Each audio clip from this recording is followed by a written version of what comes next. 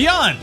That was almost good, guys. That was okay. 7.5. I'm Max Scoville. I'm joined by Brian Altano. Hey, everybody. Andrew Goldfarb. Hello. And Marty Sleva. Yes. And we, of course, run a lovely podcast about the PlayStation. And this is a video where we are going through 10 of PlayStation's best games from 2016. IGN is picking their games of the year. And you're going to have an opportunity to win one of these games.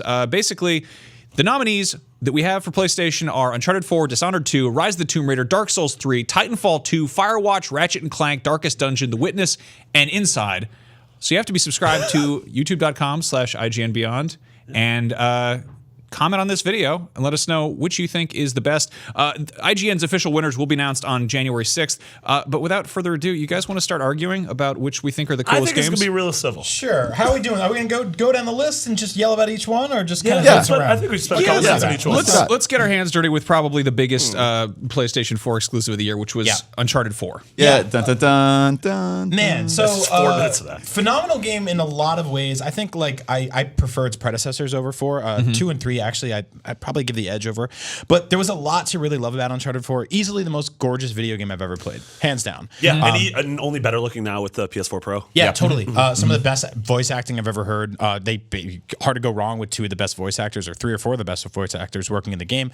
I think that story wise, it sort of lagged here and there, and it was kind of a little long in the tooth. It was a bit of a revisit to some of the stuff that they did previously in other games, but it felt in the same way that kind of The Force Awakens borrows from other parts of the Star Wars trilogy, and kind of it feels familiar in a lot of ways, but technically it's kind of more well-rounded, but it doesn't have that. See, I think Uncharted 2 is the best in the quadrilogy, I guess, but Uncharted 4 was without a question the best looking console game I've ever played. Yeah, totally. I think it has story-wise, I think it has some pacing issues for sure, but I think that's less on the story and more in the gameplay. Yeah. I think just the formula of wave after wave after wave of dude, and you don't really gain new abilities. It's not like you're upgrading stuff, so I think it just got a little monotonous gameplay-wise, but story-wise, I think they do such an incredible job. Yeah. I care so much about those characters after this many years with them, and I don't know, by the end of it, I'm totally satisfied with where that game stopped. I don't feel like totally. Yeah, I feel like this is a winner of a lot of creative and technical awards, whether it be writing, performances, art direction. But yeah, it's to me, when I look back on it, it overstayed its welcome a little bit, and that's what I'm going to think about. And also, the thing we didn't mention is that its multiplayer has just gotten better and better over the last 6 months, and they're adding survival mode, and all of this stuff has been free. So this is actually a bigger and better game than it was at launch, which is really cool. I think overall the game's a tremendous achievement. I can't wait to see what Naughty Dog does next with the sort of story splintering off in a separate DLC. No, this was a Thief's End. What? Yeah, the thief ended. No, there's more thieves though. Yeah, a thief. I thought they were referring to his backside, which got just damaged by much gravel and shale and falling and mud and all sorts of things like that. No, I thought it was really just, it's cool to look at that game and be like, oh, here's where this console is at. This is them pushing it as hard as they can and really just seeing where it goes. And I mean, we're going to get kind of a more standalone stuff. We're getting Last of Us 2. And, it's nice to see Naughty Dog continuing to make the kind of games that they make. Yep. Plus, I think they made one of the 2 best Crash Bandicoot games that wasn't a Crash Bandicoot game of 2016. Oh, that's easily. Right. Yeah. Take that, Skylander.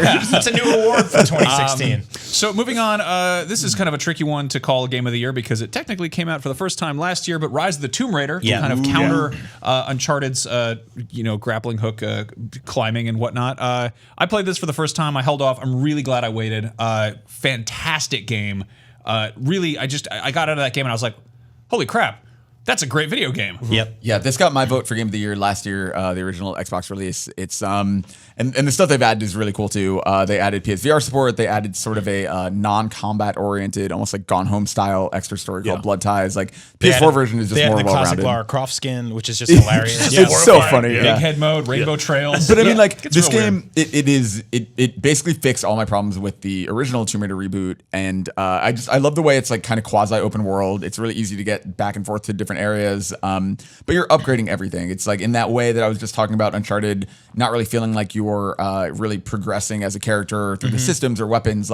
In Tomb Raider, depending on your play style, you upgrade the weapons you like. You upgrade the things that are going to help you play the way you want. Yeah, it feels like this is your Lara Croft by the end of the game, as opposed to Uncharted. You're like, well, this is Naughty Dog's Nathan Drake, which I'm totally fine with because it's an awesome Nathan Drake, but he didn't feel like I had ownership over him. Yeah, I really liked just the moment-to-moment gameplay of Tomb Raider more than Uncharted. I've said said that like Uncharted does story and characters better, and Tomb Raider does gameplay better. Yes, I agree with the that. idea of like leveling up your guns and making your bow and arrow and stuff like that, or just being like sort of in this weird canyon, like looking for secrets, and all of a sudden a pack of wolves shows up randomly, and you have to fight them. Stuff like that is really special, and it's just it very much defines where this franchise is going based on where it used to be in the olden days. 20 years of Tomb Raider, and this was their sort of 20th anniversary, and it was a really cool way to celebrate. We also just got Tomb Raider Go this year, so it was a good year for the franchise, and I think for PlayStation gamers that waited for this thing, they weren't disappointed with what they had gotten in the end. But you know, to be devil's advocate, when I think about, I played this game a year ago, when I think about it, I remember all the gameplay, and I remember you know, upgrading my character. I don't remember the story at all. I think that was the one thing is, unlike Uncharted 4, where the story's going to stick with me forever, I don't think that's going to be the case with Rise of the Tomb Raider. Yeah, but you can fight a bear. That's really cool. I like that. I think it's really cool because I've always respected Tomb Raider, but I never really got into the series. And this was kind of and the last one, the kind of, as far as reboots go, I think is fantastic. I think that the IP is in incredible hands, and Rise of the Tomb Raider was just kind of like taking everything the first one did and just iterating on it and perfecting it and refining it, and it was a fantastic game. So I was glad we got that this year. Speaking of sequels that take the original and kind of iterate and improve, Dishonored 2 came out this year. Marty, go nuts. Oh my God. So this is the thing. Dishonored 1 came out in 2012, was one of our Game of the Year nominees. I feel like that was a game that was overlooked. I think that was a year with Journey and The Walking Dead. I think a lot of people overlooked it. From what we've seen with Dishonored 2 so far, this is a absolutely gorgeous, beautiful, smart open world game. Not in terms of like, here's a massive Skyrim, go nuts, but each level is so densely packed with a variety of options for how to complete a mission.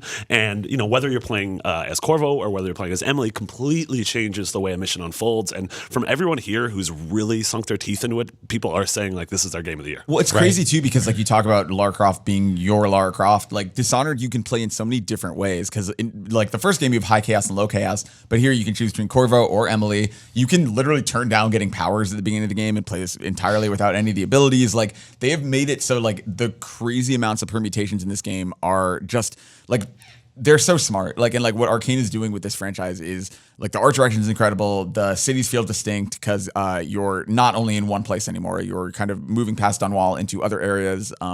It's so smart. The world feels so just well realized, and they're really good at this. Awesome. Also, I feel like there's two games on this list. One of them we'll get to later that each have a level that I think might be the best level of the generation, or in contention for best level of generation. Clockwork Manor here, which we won't go into spoilers, but the way that level is constructed and the way you interact with it is unlike anything I've ever seen in a game. That's awesome. I've always really, I can't get into Dishonored, honestly, which sucks, but I respect so much that they built it from the ground up as a universe. It wasn't just borrowing from existing tropes. They were like, hey, let's make something new and fresh, and it's cool to see them, not just pandering that around, but really just committing to making good gameplay stacked on top of amazing world building. They also made steampunk feel cool again, without it being like kind of like garish and top hatty.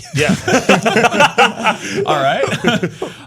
So Dark Souls 3 next up. Are any of you guys good? None of us have gotten good. I think Brian and I have gotten good at this series. I mean, Dark Souls 3 is, I think, this amazing. It's the sequel to Dark Souls 1 that people wanted. Dark Souls 2 sort of felt like just a minor step forward, whereas this does feel like it is melding the sort of the speed and anger of Bloodborne with the sword and board like contemplative nature of Dark Souls in a really smart way. They picked up the pace a little bit, and it felt less sort of like chess-like, where it was like, I take my turn, you take yours. I think it was a little more forgiving in terms of like people who grew up with action adventure games like I did. That being said, it's still hard as nails, and it will kick the crap out of you all over this game. But I think it's worth pushing through. And the same thing I said about Bloodborne last year, like, you will have that moment where you throw your controller and you don't want to come back to it. But when you do, and you sort of like succumb and over just destroy everything in your path, like, you get this feeling of accomplishment that I think few games can actually deliver. Yeah, honestly, and it does feel like it carries the torch of those old 8-bit games where it is punishing, and like, it does, like, prepare to die is the series tagline, and it's like, yes, that's great marketing, but also that is, if you're entering this game for the first time, which I do feel like Dark Souls 3 might be the best or most accessible of the series. You need to prepare to fail, but you're going to learn through failure, which I think is really great. The only thing holding this game back for me is the fact that I like Bloodborne Bloodborne more, and we got too. Bloodborne so recently in last year, so it's kind of tough. Like it almost feels like these games are becoming Ubisoft-y in terms of we're getting one every year, and maybe that's making them feel a little bit less special. If we get a Bloodborne next year, then I won't be complaining anymore. Yeah, I'm right there with you now, though. Yeah, no, it's cool because I mean I've watched this go from Demon's Souls, which was Sony exclusive. It was almost kind of like a weird outlier where it's like, hey, this game's really hard. Remember when games were hard, and then Dark Souls came along, and then Dark Souls 2, and those were cross-platform, and then we got Bloodborne on PlayStation, and then Dark Souls 3, of course, cross-platform, but the first time in this generation that that series came here, and it's like. It's here to stay. You know? Yeah. The Souls games are around and people love them, and that's awesome. Yeah, from Sauce Red. Shifting gears, Titanfall 2, yet another sequel that seems to really hit the nail on the head. This one is kind of making apologies for its predecessor. I feel like they have a single player and they're multi-platform. Yep. It's like a lot like what we're saying with Tomb Raider, Dishonored, and a lot of these games. Like they're listening to fans, and I think people really like kind of the mechanics of Titanfall 1, but like there wasn't a lot there as far as depth, beyond the multiplayer modes. Whereas here they do beyond. Here we do finally have a single player campaign, and it does, as Marty mentioned, like it has all these like really creative, weird spins on what the gameplay is. I was going to say they're listening to fans, but they're also finding really interesting ways to like sort of delight and surprise them. When I sat down to play the Titanfall single player campaign, I'll be completely honest with you, like my expectations were pretty rock bottom. They were like, this is going to be a notch above a Call of Duty campaign, and that's about it. And what I got was time travel, weird platforming segments that felt like some of the craziest stuff I played since something like Metroid Prime. Yeah, totally. A lot of really interesting ideas there, a lot of really great art direction. I didn't really get the companionship that you have sort of in something like The Last Guardian that you would with you and your Titan, but I think it comes close, and I think it's getting better and better, and I hope this is a franchise we get to experience for years and years to come. Yeah, this has been this year's sort of been the return of the single player campaign in shooters with stuff like Doom and Gears and this and Battlefield and Call of Duty all having good to great campaigns, which I'm all for. Also very different. And very different, which is awesome. I'm like, everyone just go off in your weird necks of the woods and start making weird campaigns and giving them to me. Yeah, Totally I'm a big proponent of robot smashing stuff, so to have Titanfall continue to be a thing that exists and has a single player with some world building. Yep. I had a blast with this. It felt so much like a game you'd get, 10, 15 years ago that you'd maybe rent. You'd be like, I don't know what this is necessarily because I'm a child, but then all of a sudden you're like, this is really fun. I like this. I want to see more of it, and we probably will. So I really appreciated the sort of like the wild and insane diversity in settings. Like you're on a sort of space planet, and then you're in the jungle, and I don't know. A lot of first-person shooter games feel very like sort of like used future or like war-torn fake Iraq. But like this was really cool to sort of just be like, hey, there's like a 70-foot like pristine robot wall running along the side of this jungle. I can jump up the side of it and shoot somebody. And there's like there were those messed up jungle cats you got to fight from Avatar. And, God, those guys. Why did you have to bring up Avatar? I'm sorry, but then they also had they added a grappling hook to multiplayer, which is like that has never made things worse. Grappling hooks are fun as hell. So, that's true. Good stuff. Wow, really shifting gears here. Firewatch.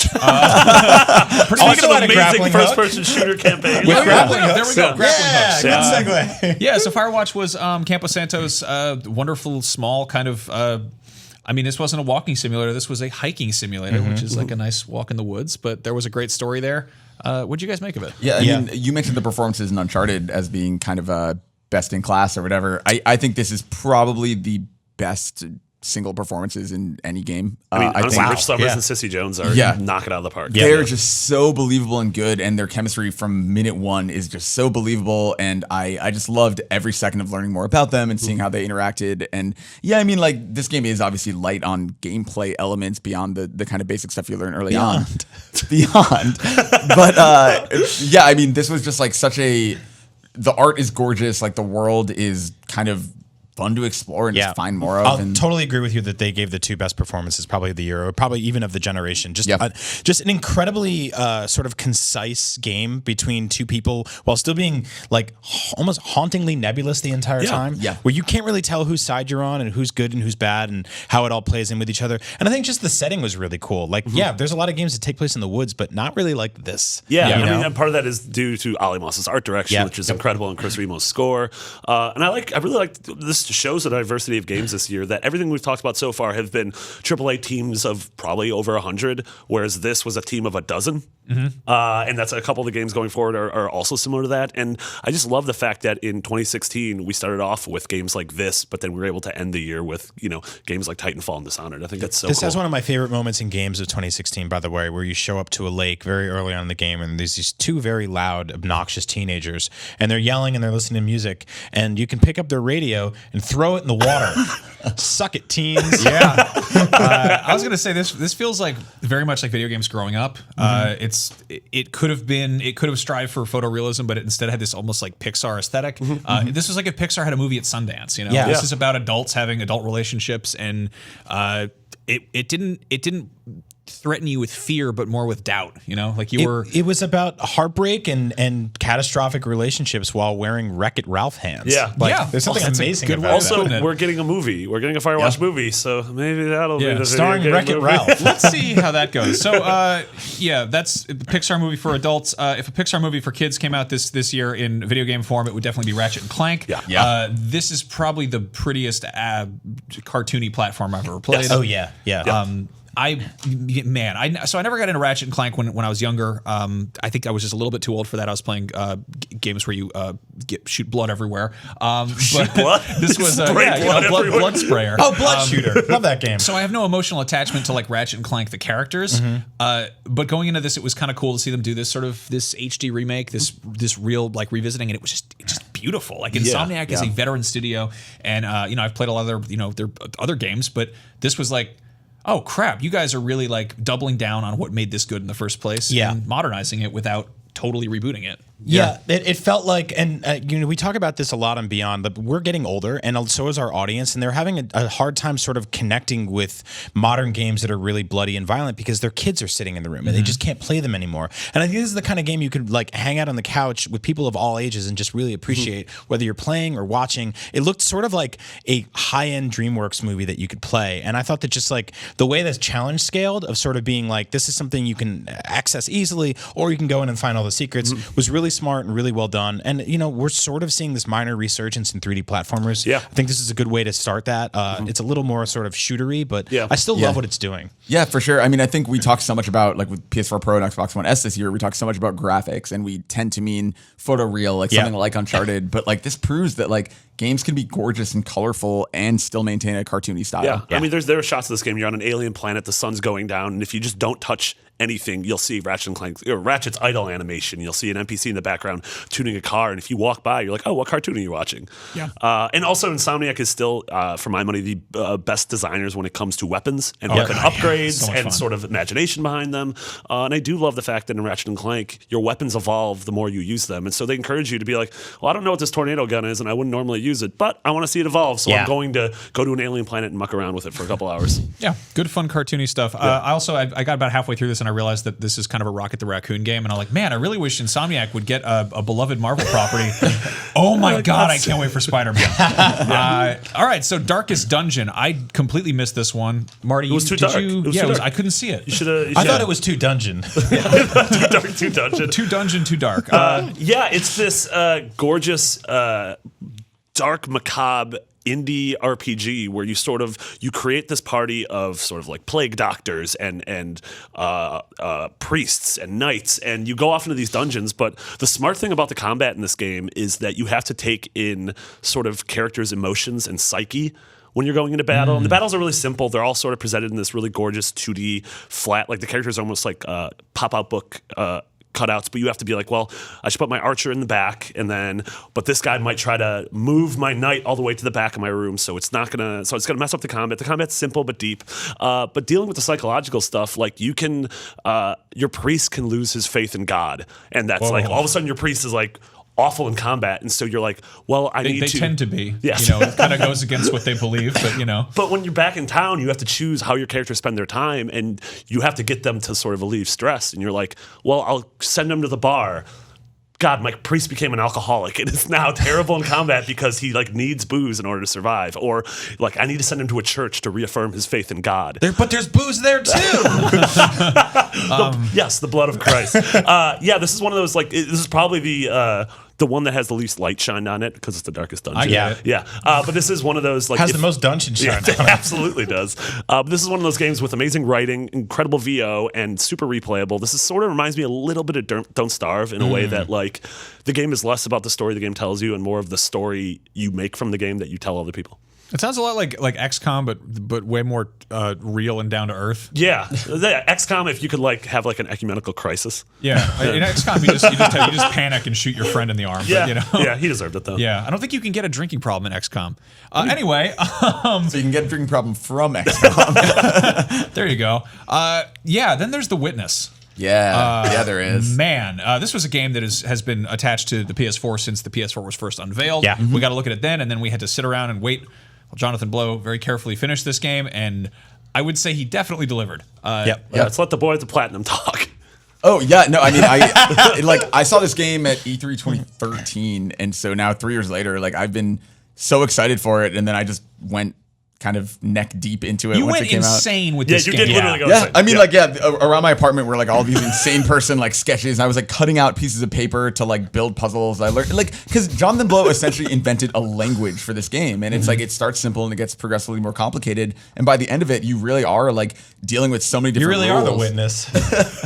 If you're witnessing someone losing their mental health. But no, I think like this game meant so much to me as a big fan of like Lost and all these weird like shows that are lore heavy. Finding audio diaries and piecing together like what the hell was going on this island was like such a cool way to tell the story. I solved every puzzle you can solve in this game. There's so much fun stuff to discover, and it's one of those games that other than remembering the rules, you can walk away from and come back to, and sometimes that actually helps you get through the frustrating puzzles. Yeah. But This is one of those games. I don't think there's been a game since Catherine to where I would walk around. I would dream about the game. Yeah. I would dream about puzzles in the game, and then I would walk around the city and I'd look at a building and I'd be like, oh, there could be a little puzzle there. Yeah, Let's do exactly. this. And yeah, the game is absolutely gorgeous. It's mechanically unlike anything I've ever played before. And like you said, that idea of this is teaching you a language and you are learning grammar and sentence structure. And by the end of the game, especially the challenge, as it's called, which is probably the most difficult thing of the year in any game. Yeah, that was it's randomized puzzles. It's you have to complete it within the length of time that a song plays, and every puzzle is randomly generated. Shout out to Hall of the Mountain King. Yeah, Hall of the Mountain King. That would be which I can't hear without having PTSD now. It took me probably 150 tries. It's the kind of game where you can't fake smart.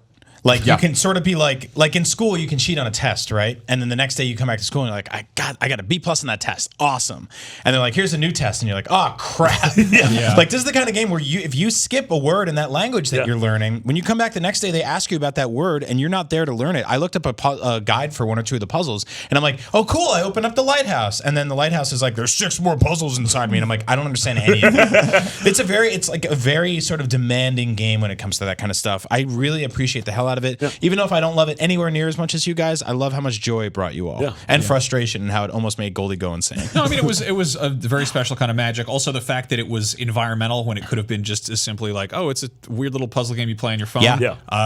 It wasn't. I mean, it was exploring this bizarre island and then just finding more and more secrets, and then going out in the real world and feeling like a crazy person tracing lines on the wall. Finally, Inside, which was also sort of puzzly but considerably more linear. Man, I really love this game. Limbo is one of my favorite games of recent years. That was I think one of the first games that made me sit up straight and go, oh man, indie games are doing really cool stuff. Limbo had some moments where I was just very frustrated. I've gone back and replayed it and been like, I don't like this part. Inside felt like it balanced itself in just perfectly. Yeah, I think the puzzles in general were smarter. It was weird because the puzzles that I got stuck and frustrated on, where I was texting the two of you, sort of being like, get me out of this. They were like, you got stuck on that? Everyone else has gotten stuck on this. Or someone else has gotten stuck on this. So obviously, your manufacturer may vary, but I really appreciated the fact that this game sort of felt like a 90s Image comic meets Super Mario. Like it was this very alternate, dark take on platforming games. There's also the fact that like the first hour of this game is probably my favorite favorite first hour of anything in video games this year, hands down. I mean, you start as this boy and you just start walking into the woods, and all of a sudden things start going horrible, and you don't really ever really know if it's your fault or their fault or the world's fault. And the way this story unfolds and the visions that this sort of ends with, which again I won't spoil at all, of course, are haunting and demanding and miserable and morose and peaceful at the same time. Yeah. And I kind of can't stop thinking about it. I have visions of the way this game ends that will kind of stick with me for a very long time. Yeah, I think one of the most probably contentious discussions we've had this year over Game of the Year is a lot of people thought this should be nominated for Best Story, and other people are like, well, what story? Right. And it's so interesting how much of yourself you can put into this and how much you can get out of it based on what you put in. For me, this game is so haunting and powerful, and just looking at it, you can see the polish in every millimeter. Like there's so much care put into like every aspect of this world, and it's so just terrifying and beautiful and confusing all mixed up into one. I love that. I feel like the two of the defining indie games of last gen were Braid and Limbo, and then we got their follow-ups this year, and both of them we scored a 10 out of 10 masterpiece. This is a game that it demands a lot out of you, like The Witness. Like it totally demands. It's like, hey, like we're asking a lot of you, but we're putting our trust in you, and you know if you open yourself up to this game, we're going to give you something special. And it's not only that, and it's not only the crazy story. This game controls better than any platformer I played all year. And the animation in this game is absolutely out of control. Everything feels handcrafted and bespoke. And at any point, if you take a screenshot of this game, you could hang that up on your wall. Yeah. I mean, it felt like a dream that you could actually talk about with other people, and they would know what you're talking about. It just beautiful. It scared me in a way that I haven't been scared by games since I was a little kid. It literally might be the scariest game of the year, which is weird to say about a 2D platformer. That special panic you'd get from a boss fight as a kid. Yeah. It's like it holds that over somewhat, and you're just like, I don't know what I'm doing. What's happening here? As weird as it is, because it's something we don't talk about often, the sound design in this game. There are moments where just the sound and the sound effects are did so you know scary. it was all recorded through like a human skull? Yeah. Like did you guys know that? They mic'd up a hollow skull and just and echoed like weird bone noises through it. And then you're listening to the game and it's just like, and you're like, oh my god, it's so unsettling. So you got Playdead using skeleton synthesizers, and you got Jonathan Blow peeing in bottles. Indie games, 2016, quite a year, dark occult ritual, and apparently we support that. Yeah. Well, there we have it. These are our picks, gentlemen. Thank you very much, Brian, Goldfarb, Marty. You're all the best. I love you very much. It's been awesome talking about PlayStation 4 games with you all year. For sure. We'll be doing it all next year. But in the meantime, make sure you are subscribed to IGN's Beyond channel, which is youtube.com/IGN Beyond. Find this video on that channel and comment which of these games you think is going to be the winner. And if you're that lucky, that picker, you might just win that game. Yeah. How's that sound? On that note, IGN will announce our game of the year January 6th. So, stay tuned and Beyond. Beyond. Beyond. There you go. Yeah. We did it.